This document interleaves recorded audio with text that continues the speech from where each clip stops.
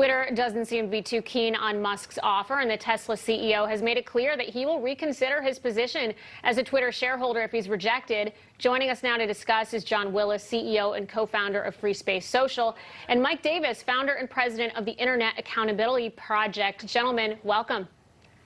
Thank you. John, I'd like to start with you. You know, there are a lot of people right now who are fed up with social media these days, especially Twitter. We saw some dark times when it comes to free speech, from the pandemic to the 2020 election, the current war in Ukraine. Does this offer, whether it's accepted or not, does it signal a turn in the right direction? Do you think that maybe big tech will start to back off and give people more power over their own content? This is basically setting off a nuclear bomb on big tech, letting them know that the path that they've taken over the past several years is not the path that the general public wants. And I think what Elon Musk is saying right now is free speech matters and it has to be protected. Do I think that they're going to actually change their ways? No. In fact, I think they're going to double down even more so, because this is power and control that they have loved for the past decade plus. And so what I see happening now is Elon Musk unlocking all the accounts that have been banned, deplatformed, shadow banned, you name it, and unleashing a whole new wave of free speech that has been unfiltered, that has been filtered for so many years. And I don't know, I really don't know how big tech's going to react to it, other than they're going to be running for the hills scared for their life. Mike, what options does the Twitter board have here? One market analyst says that Musk is the, quote, worst nightmare of the board because his offer is more than fair. But there are reportedly other potential bidders waiting in the wings. Is this time to bust out the popcorn? So the problem here is that this board, it seems like they're more interested in continuing these woke censorship policies at Twitter rather than doing their fiduciary duty to their shareholders. They should turn this over to the shareholders for a majority vote of their shareholders, but it sounds like they may not do this. I think the bigger problem that we have to look at here is we are looking at Elon Musk, who's a great man for doing this, for fighting for free speech, but we shouldn't have to do this. We shouldn't have these big tech oligarchs, especially Google, Amazon, and Apple, who are the real problems here. Twitter's a menace, but the real problems, the real gatekeepers, are Google, Amazon, and Apple. They shouldn't have this power. We need to break up big tech. Yeah, and John, you know, liberal media is what I'm really enjoying right now. They're going bonkers over Musk buying shares in Twitter leading up to this. Today over at MSNBC, Katie Tour, she appeared to be near tears talking about the possibility of a takeover. Take a listen to this. There are real and devastating consequences for using that platform to lie, and we've seen it. We've seen it happen. I wonder.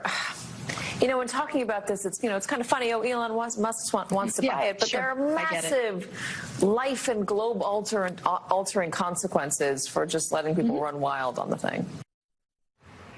And I got to add here a tweet from Max Boot with the Washington Post. He says we need more content moderation, not less, to curb the excess of social media. I mean, what's the media so afraid of in terms of Elon Musk taking over Twitter?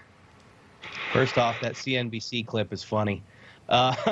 They're seriously worried about actual facts and actual truth being actually reported. What we are seeing here now is Musk mass hysteria, because they have never dealt with anyone that has the size of a bank account that Elon Musk has. They thought they had it with Trump, and they thought they handled him pretty well, but Elon's a completely different beast.